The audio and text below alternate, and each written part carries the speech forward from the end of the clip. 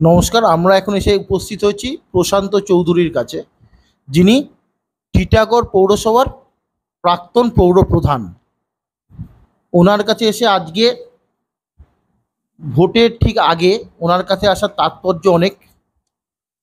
প্রধান তাৎপর্য যেটা হচ্ছে যে বয়োজ্যেষ্ঠ একজন রাজনীতিবিদ এবং তার রাজনৈতিক ক্যারিয়ারের অনেকটা সময় কংগ্রেস বা টিএমসির সাথে কাটিয়েছেন।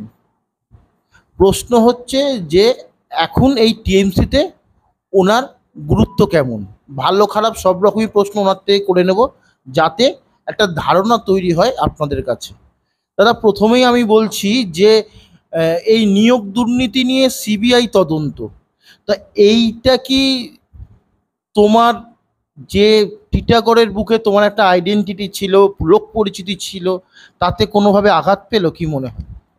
না, আঘাত পাবে কেন? সিবিআই ইডির কাজ ইডি করেছে। একটা আহ, আহ, ইয়ে নিয়োগ দুর্নীতি নিয়ে একটা একজনকে অ্যারেস্ট করে, যে আমাদের ইয়ে ছিল আর কি, যে নিত ওই যে এজেন্সিকে দেওয়া হয়েছিল, এজেন্সিকে ধরেছে। এজেন্সি আমাদের আমাদের মিউনিসিপ্যালিটিতেও কাজ, মানে সে কাজ নিয়েছে, এবং ওর ওর কাছে অনেক কিছু পেয়েছি, মানে অন্যান্য জায়গার অনেক কিছু ওর কাছে পেয়েছে। যার ফলে ওদের ধারণা ছিল টিটাগড়ও বোধহয় এর মধ্যে আছে।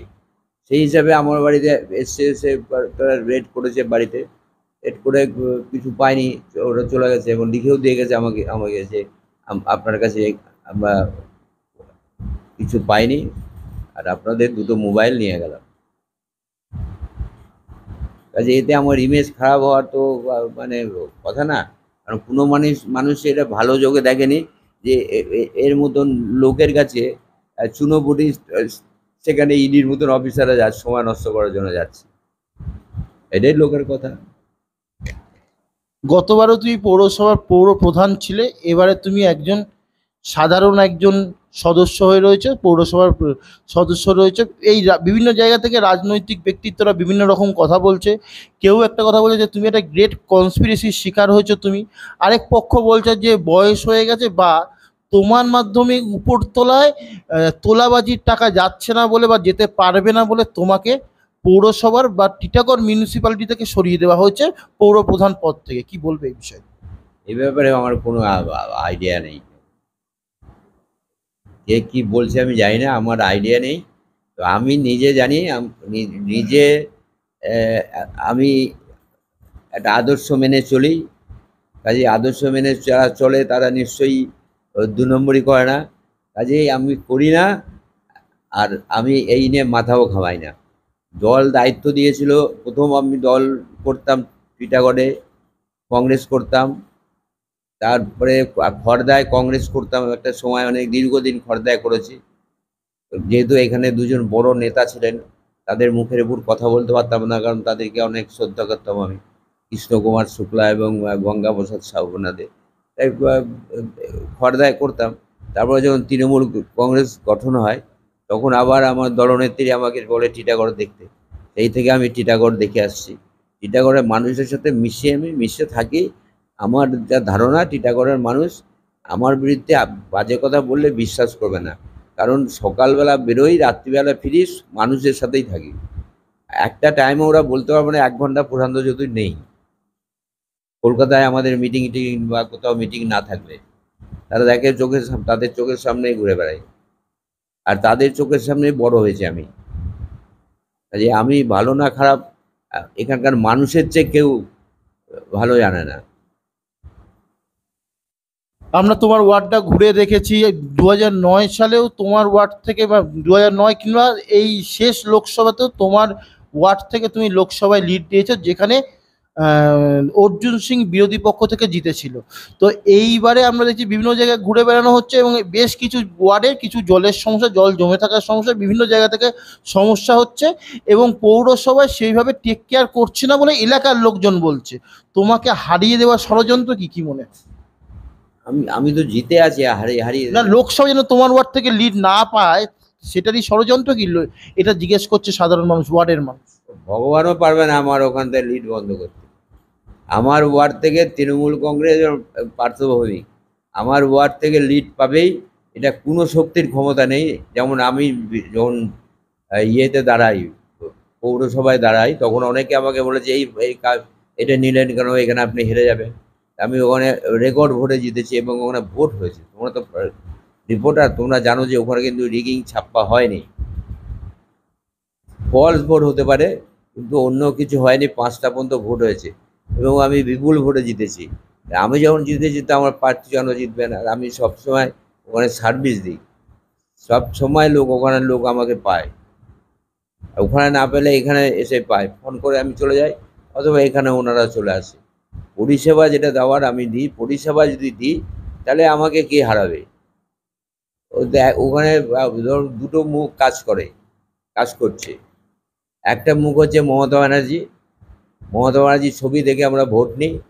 আর একটা আমার কাজের জন্য আমারও একটা ছবি আছে না, প্রশান্ত চৌধুরীকে সবসময় পাওয়া যায়।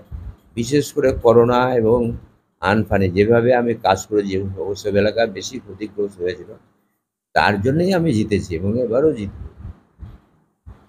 অভিষেক ব্যানার্জি তো তরুণ তুর্কির পক্ষে, কারণ তারা ছুটতে পারবে।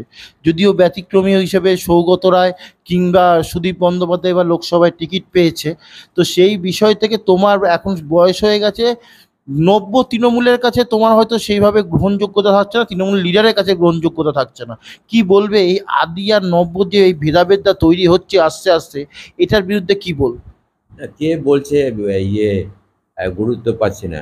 আমি একটা জেলা চালাতাম। আমি টিটাগড় মিউনিসিপ্যালিটির চেয়ারম্যান থেকে সরার পরে আমি একটা এখানে জেলা অফিস করি, জেলা অফিস চালাই। তারপরে আমার এই অফিসটা আমার চলে। আর পার্থভূমিকে টিটাগড়ে ইলেকশন কমিটির চেয়ারম্যান করেছে আমাকে। তাহলে আর গুরুত্ব দিচ্ছে নাকি বলো? খালি চেয়ারম্যানের চেয়ারটা পেলেই গুরুত্ব নেই দলে। আর আমি তো দল করি, দলে গুরুত্ব চাই। চেয়ারম্যানশিপ ছেড়ে দেওয়া আমার কাছে ব্যাপার না। ব্যাপার হচ্ছে আমার কাছে দলের কাছে আমার গুরুত্বটা, সেটা আমার যথেষ্ট গুণ বরঞ্চ বেড়েছে আমার। টাটা গেটে এটা ছিল, এখনো আছে জেলা অফিস। এই জেলা অফিসে কি বেশ কিছুদিন আগে আমরা দেখেছি অর্জুন দাকেও এসে বসতে, তাপস রায় আর অর্জুন সিং। তোমার সমসাময়িক, তুমি যতদিন রাজনৈতিক কেরিয়ারে তুমি আছো বা রাজনীতির সাথে তুমি যতদিন যুক্ত আছো, এই দুজনের সাথে তুমি ওতপ্রোতভাবে তুমি যুক্ত রয়েছো, এটাকে অস্বীকার করা যায় না। এবং ও তাপস রায়েরও তুমি একাধিপত্য, মানে একাধিক জায়গায় তুমি গেছো, বা যখনই তাপস রায় ব্যারাকপুরে ঢুকেছে সেই সময় তুমি তাপস রায়ের কাছে থাকতে। কি মনে হচ্ছে যে এই দুজন সাংগঠনিক লোক, সংগঠন করা ব্যক্তিত্ব আজ বিজেপিতে যোগদান করলো, কোনো একটা জায়গায় মনে হচ্ছে না যে তৃণমূল কোথাও ভুল করলো এই দুজনকে ছেড়ে? দুজনকে ছেড়েছে কিনা আমি জানি না। দুজন নিজেরাই দল থেকে চলে গেছে। দল ছেড়েছে, সেটা অত বড় দলের ব্যাপার আমি তো জানতে পারবো না। কিন্তু আমরা যেটা চোখে দেখতে পাচ্ছি, তারা দল থেকে বেরিয়ে গেছে। দল থেকে বেরিয়ে গিয়ে অন্য দলে গিয়ে তারা রাজনীতি করছে, যদি মনে করে থাকে যারা যে ওইখানে গিয়ে বেনিফিট পাবো, অনেক রকম সুযোগ সুবিধা পাবো, যেহেতু সারা ভারতবর্ষের দল ক্ষমতায় আছে, দল আছে, তাই গেছে। তাতে আমাদের কিছু তো অসুবিধায় কিছু নেই, কারণ এরা ছাড়াও তো আমরা নির্বাচন করেছি। হাতছানি পাওনি এদের কাছ থেকে? বলেনি একবার এদের সাথে চলে আসতে ওই দলে? এই ক্ষমতা আমার মনে হয় কারো নেই। প্রশান্ত চৌধুরীকে তৃণমূল ছেড়ে অন্য কোথাও চলে যাও, এই কথা বলার ক্ষমতা আমার মনে হয় না কারো আছে, কোনো নেতার আছে এটা। সে যাচ্ছে বা যে আছে, যারা আছে তারা জানে যে আমি তৃণমূল কংগ্রেস তৈরি করেছি, আমি তৃণমূল কংগ্রেস করছি, আমি তৃণমূল কংগ্রেস করব। গত লোকসভায় এখান থেকে অর্জুন সিং জয়লাভ করেছিল। এবারে কি মনে হয় যে হারার ব্যবধান কমাবে, না এই টিটাগড় থেকে লিড দিতে পারবে? যেহেতু তুমি নির্বাচনের প্রধান, তোমার টিটাগড়ের তোমার দায়িত্ব দেওয়া হয়েছে, তো সেই জায়গা থেকে কি মনে হয় এখান থেকে লিড দিতে পারবে, না হারার যে ব্যবধানটা ছিল সেটাকে কমাবে, কোনটা? আমাদের মানুষ ভোট দেবে, আমাদের কাজ হচ্ছে মানুষকে বোঝানো। আমরা মানুষকে বোঝাচ্ছি, আমরা চেষ্টা করছি যে আশা করি লোকসভা যেমন লোকসভার থেকে বিধানসভায় ভালো রেজাল্ট হয়েছিল, বিধানসভার থেকে আরও ভালো রেজাল্ট আমরা আশা করি এখান থেকে দাও দিতে পারবো, এবং সেই চেষ্টায় আমরা আছি। কি বোঝাবে লক্ষ্মীর ভান্ডার থেকে মোদি গ্যারান্টি, কোনটা বেশি টিআরপি পাচ্ছে বলে তোমার এবার মনে হয়? সবচেয়ে বেশি পাচ্ছে বলছে তোমার লক্ষ্মীর ভাণ্ডার এবং দিদির প্রকল্পগুলো। ওরা তো বলে যায় মুখে, শুনছিলাম মিটিংয়ে। কিন্তু কিন্তু আমি একটা কথা, সেন্ট্রাল, এটা এটা সেন্ট্রালের ভোট। এখানে শুনছিলাম এই দেগা ও দেগা, ও করেগা, হ্যান করেগা, ত্যান করেগা, কাজের সময় কিচ্ছু না। আমি ওর আমলে তো ওর আমলেও তো চেয়ারম্যান ছিলাম। আমরা দিল্লিতে কোনোদিন ডাকেও নি আমাদেরকে, আর কোনোদিন আমরা এক পয়সা ওখান থেকে পাইও নি। এমন একটা হাস্যকর ঘটনা ঘটেছিল যে আমাদের গঙ্গার উন্নয়নের ব্যাপারে আমরা একটা মাস্টার প্ল্যান জমা দিয়েছিলাম। হ্যাঁ, জমা দেওয়ার পর ওটা ওখান থেকে স্যাংশন হয়। স্যাংশন হওয়ার পরে টাকা আসেনি, কিছু আসেনি।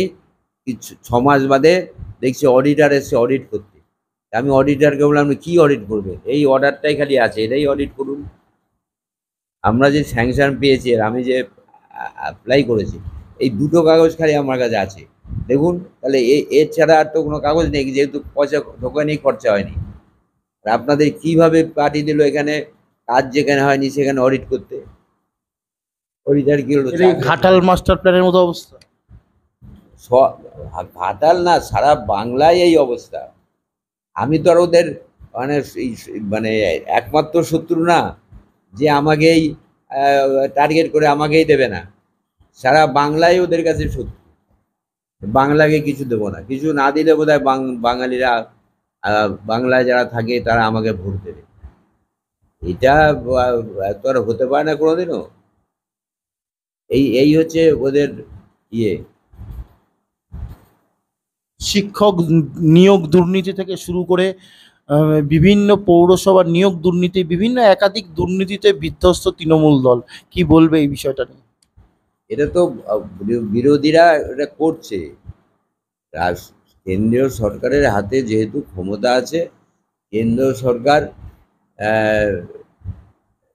যাতে তৃণমূল কংগ্রেসকে একটু বাগে আনা যায়, ওই জন্যই ইডি সিবিআই নাম লাগিয়ে এই এই কি বলছো, পার্থ চ্যাটার্জি, জ্যোতিপ্রিয় মল্লিক, এদেরকে তুমি ক্লিন চিট দিচ্ছ? ক্লিন চিট দেওয়ার আমি কে?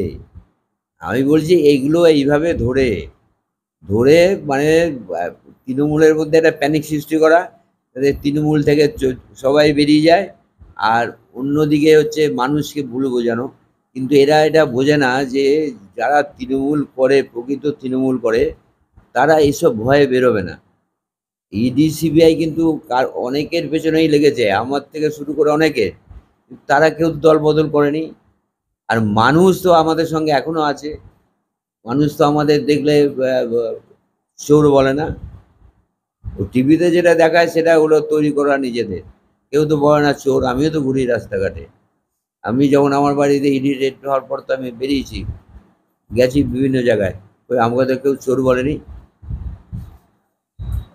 গত লোকসভা থেকে এই লোকসভায় যে 5 বছরের টার্মটা মানুষ কাটিয়েছে, কি কি গুড সাইন রয়েছে যার জন্য মানুষ এবারে, যেটা আগের এবারে মানুষ দিয়ে ভোট দিয়েছিল বা টিটাগড় থেকে পিছিয়ে পড়েছিল, তো সেই জায়গা থেকে এবারে কেন মানুষ বিজেপিকে ভোট দেবে না বা টিএমসিকে ভোট দেবে? মানুষ যেটা একটা জিনিস বলছি, যে রাজনীতিটা এখন একটা জায়গায় এরা ধর্মীয়করণ করার চেষ্টা করছে। আগে রাজনীতি ছিল উন্নয়নের রাজনীতি। যে দল উন্নয়ন করতো, যে দল মানুষের বেশি মানুষের পাশে থাকতো, তাকেই ভোট দিত। কিন্তু এখন হয়ে গেছে যারা কাজ করতে পারছে না তারা ওইটা না করে একটা ধর্মীয় আবেগ মানুষের মধ্যে নিয়ে আসছে। এত মন্দির থাকতে ওই রাম মন্দির করে সেইটা একটা যেখানে আমরা সাধারণত জানি কি ব্রাহ্মণরা প্রাণ প্রতিষ্ঠা করে বা ফুটে কাটে, সেখানে নরেন্দ্র মোদী কি ব্রাহ্মণ? সে গিয়ে ওখানে প্রাণ প্রতিষ্ঠা করছে। তো ওই যে রামের প্রাণ প্রতিষ্ঠা হয়েছে কি? কে প্রাণ? আমি ওই ওই ওই মূর্তিটাকে আমি প্রাণ প্রতিষ্ঠা করতে পারবো? তার নিয়ম আছে, কানুন। যেমন আমি কোনো গুরুর শিষ্য না। আমার বাড়িতে নারায়ণ শিলা আছে, আমি ধরতে পারি না। আমি কিন্তু কোনো গুরুর শিষ্য না। আমাদের আমাদের প্রশ্ন হচ্ছে যে শেষ 5 বছরে এমন কি টিটাগড়ে পরিবর্তন হয়েছে যার জন্য মানুষ এবারে তৃণমূলকে ভোট দেবে? আরে একটা আনফান ঝড় আমরা সামলেছি। করোনা হয়েছে, তখন কোথায় ছিল বিরোধীরা? তো করোনাতে মানুষকে কতজন লোক টিটাগড়ে মারা গেছে। আর টিটাগড়ের সবচেয়ে ভ্যাকসিনে আমরা 1 নম্বরে ছিলাম। এত কাজ করেছি, তো মানুষ তো ভোট দেবে না কেন? মানুষ বলতে হবে কাজ হয়নি। আমরা ইয়ে এখানে আমাদের জল প্রকল্প যেটা আছে, 5টা মিউনিসিপ্যালিটি জল প্রকল্প পায়। ভাট, ইয়ে মধ্যমগ্রাম, বিরাট, ইয়ে তোমার বারাসাত, নিউ ব্যারাকপুর, খড়দা, টিটাগড়। ওরা ওই 3টে মিউনিসিপ্যালিটি তো আমাদের থেকে প্রচুর জনসংখ্যা আছে। নাহলে 20 লক্ষ লোকের জল টিটাগড় থেকে যায়। আর টিটাগড়ের একটা রাস্তাও খারাপ আছে। এই যে পার্কগুলো, এগুলো এই টাটা গেট, এইটা আগে ছিল? তোমার তো বয়স কম, তুমি জানবে কোথা থেকে? বড়দের জিজ্ঞেস করো তো কি ছিল টাটা গেট। এখানে মদ বিক্রি হতো, ওখানে গুলি চলতো, মারামারি হতো, পুলিশ ধরতো, এই কাজ ছিল। আমরা এই অফিস করার পরে এই সমস্ত বন্ধ হয়ে গেছে। মানুষ আরামে থাকে, তাই ভালোবাসা আরো বেশি।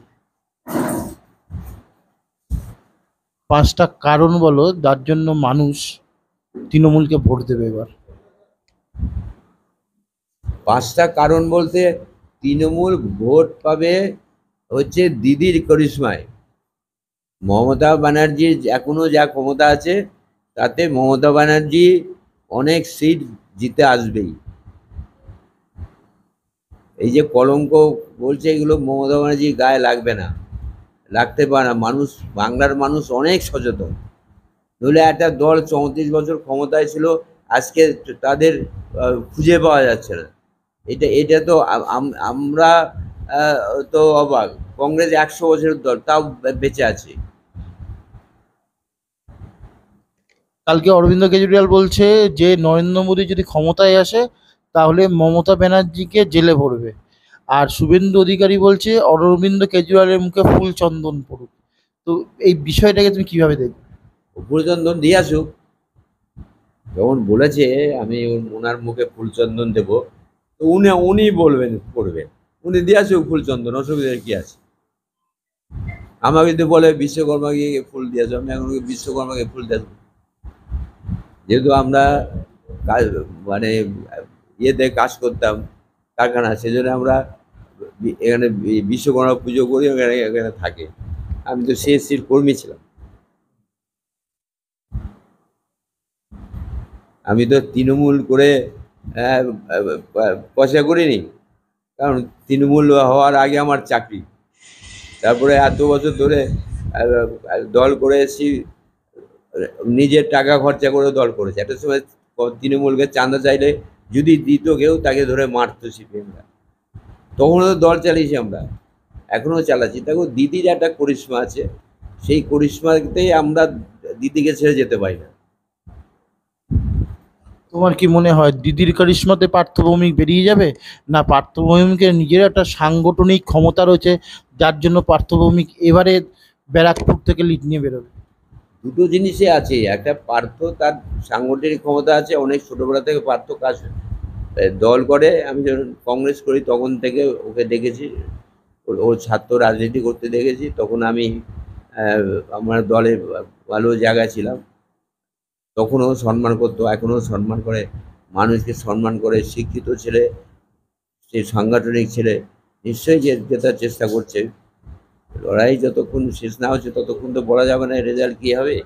কাজেই পার্থভূমিকে নিজেরও ক্ষমতা আছে, কিন্তু মেনলি আমাদের যেটা ক্ষমতা, সেটা হচ্ছে দিদি। এবং এখন অভিষেক বন্দ্যোপাধ্যায় অনেকটা ম্যাচিওর হয়েছে, অনেকটা দিদি হেল্প পাচ্ছে। কিন্তু মেন করিশ্মা দিদি। অনেকে বলছে যে এবার লোকসভায় যদি পার্থভৌমিক হেরে যায় তাহলে পার্থভৌমিকের রাজনৈতিক সংকটে পরিপূর্ণ হবে।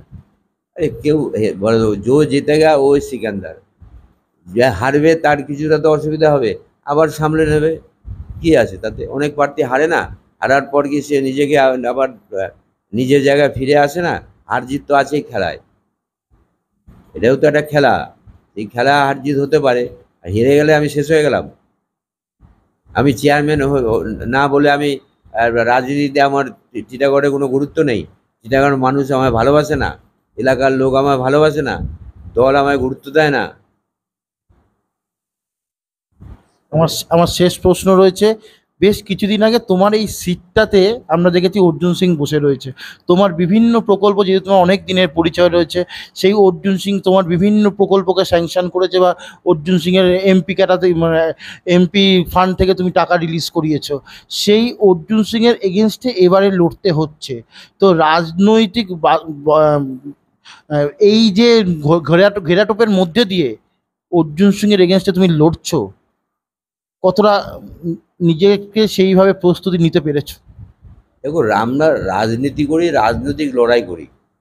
আমরা আমি নিজে ব্যক্তিগতভাবে কারোর বিরুদ্ধে কিছু বলা আমি পছন্দ করি না, কিন্তু এটা ঘটনা, যতক্ষণ পর্যন্ত আমার দলে ছিল ততক্ষণ পর্যন্ত আমার নেতা ছিল। কারণ ও ও এমপি, তাপস দা হচ্ছে এমএলএ, তারপরে বিধানসভায় ডেপুটি চিফ হুইপ, এবং আমাদের ছাত্র জীবনের নেতা। তাই নেতা চলে গেছে, মনটা হয়তো খারাপ হয়েছে আমাদের, কিন্তু কি করার আছে? আমাদেরকে নিজেদের আহ, যেটা ওনারা করতে পারেনি সেটা আমাদের দায়িত্ব নিয়ে কাজ করতে হবে। শেষ লোকসভার আগে পৌরসভায় তোমার সাক্ষাৎকার নিয়েছিলাম আমি। আমি বলেছিলাম যে আমাদের সার্ভে বলছে যে অর্জুন সিং বেরিয়ে যাবে লোকসভা থেকে। তুমি বলেছিলে যে আমার বয়স অনেক কম, তুমি রাজনৈতিকে অনেক দক্ষতা রয়েছে, এবং বলেছিলে এখান থেকে অর্জুন সিং কোনোভাবে জিততে পারবে না। কিন্তু আমরা বলেছিলাম যে অর্জুন সিং জিতে যাবে। তো আমি আবার সেই এই সেম 5টা বছর পর তোমার সামনে এলাম, তোমাকে সেম প্রশ্ন করছি যে তোমার রাজনৈতিক দৃষ্টিভঙ্গিতে, এবং যেহেতু দীর্ঘদিন যাবৎ তুমি টিটাগড় বলো ব্যারাকপুর বলো নিজেকে ভালোভাবে চেনো এবং একজন দক্ষ সাংগঠক, ঠিক আছে, আমরা সেইভাবে বলছি, ক্যামেরার সামনে বলছি যে এবারে তোমার কি মনে হয় যে এবার লোকসভা নির্বাচনে ব্যারাকপুরের থেকে কার কে এগিয়ে যাবে, এবং রাজনৈতিক শক্তির দিক থেকে কে এবারে লিড নিতে পারবে? দেখো, আমি আমি আহ, ওই সি ইয়ে চ্যানেল না, যে আমি ওই ইয়ে বলে দেবো জ্যোতিষ চ্যানেলের মতো নয়। যে ব্যারাকপুর ওয়ে, এইটা এর উত্তর দেওয়া যায় না কোনোদিন। আমরা লড়ছি, লড়াই করব, লড়াইয়ের ফসল 4 তারিখে কি হবে সেটা আমাদের বলে দেবে।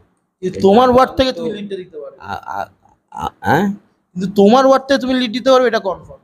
আমার ওয়ার্ড থেকে আমি লিড দেবো, এটা কম, তাহলে রাজনীতি করলাম কি করতে এতদিন ধরে? আর আমি তো বলছি যে আমি চ্যালেঞ্জ জানাতে পারি কাউকে, যদি কোনো কেউ চ্যালেঞ্জ করে আমার সঙ্গে, যে কোনো টিটাগড়ের যে কোনো ওয়ার্ডে দাঁড়াক, আমার হারাক দেখি ক্ষমতা কত। যে কোনো ওয়ার্ডে টিটাগড়ে দাঁড়াবো, জিতবো, মানুষের কাজ করেছি, মানুষ কাজ জানে, কাজ চেনে। তারপর ব্যক্তিগত একটা ব্যাপার থেকে থাকে, যে ব্যক্তিগত ব্যাপার। তার মানে তুই এটা বোঝাতে চাইছিস যে তৃণমূলের সংগঠন দুর্বল বলেই তোমার ওয়ার্ডে তুমি যেমন বলছো 100% বেরোবে, সব ওয়ার্ড সেইভাবে হয়তো বলতে পারবে না, তোমার চিন্তা ভাবনা যে তারা লিড দিতে পারবে না, কারণ কোথাও কি তৃণমূলের সংগঠন বা পরিচালনার অভাব রয়েছে? তারা লিড দিতে পারবে না একবারও তো বলিনি আমি। যদি তুমি ভাগ্যের ওপর ছেড়ে দাও, তোমারটা কনফার্ম রয়েছে, অন্যগুলো ভাগ্যের ওপর ছাড়ছো। ভাগ্যের উপরে ছাড়বো কেন? অন্যেরটা ওরা বলবে যে ওদের ওয়ার্ডে মানে কি হচ্ছে। আমি যেটা জানি সেটা তো আমার জানার। আমি এখন তোমায় বলে দেবো, আমাকে তো ওই ওই জায়গাগুলো রিপেয়ার করতে হবে। রিপেয়ারিংটা তোমায় বলে দিলাম, তুমি ওই জায়গাটা আরো ভেঙে দিলে, যাতে আমি রিপেয়ার না করতে পারি। তো সেটা আমি প্রেসকে বলবো কি করে? প্রেসকে বলবো করে, এটা আমার পলিসি। আপনারা শুনলেন, হয়তো এই সাক্ষাৎকার যখন টেলিকাস্ট হবে অনেক বিতর্ক আসতে পারে, অনেক কথা উঠতে পারে বিভিন্ন বিষয় থেকে, কিন্তু আদ্যপ্রান্ত অনেক দিন যাবৎ আমরা প্রশান্ত চৌধুরীকে চিনি, একজন দক্ষ রাজনীতিবিদ এবং যেভাবে 24/7 দলের জন্য খাটে, হয়তো তৃণমূলের কম কর্মী আছেন ওনার মতন এই দলকে এগিয়ে নিয়ে যাওয়ার বা দলের ভালোর জন্য খেটে চলেছে। তো আগামী 1 তারিখেই বা আগামী 4 তারিখেই বোঝা যাবে ব্যারাকপুর থেকে কে এগিয়ে যাচ্ছে। কিন্তু সাংগঠনিক দিক থেকে বা চেষ্টার দিক থেকে প্রশান্ত দার যে কোনো রকম ত্রুটি নেই সেটা আমরা জানি, এবং রেজাল্টের পরে আবার ওনার সাথে দেখা হবে এবং এখানকার প্রচার কিভাবে করছে সে সকল কিছু তুলে ধরবো আপনাদের কাছে। ততক্ষণে দেখতে থাকুন, সঙ্গে থাকুন বিশ্ববাংলা।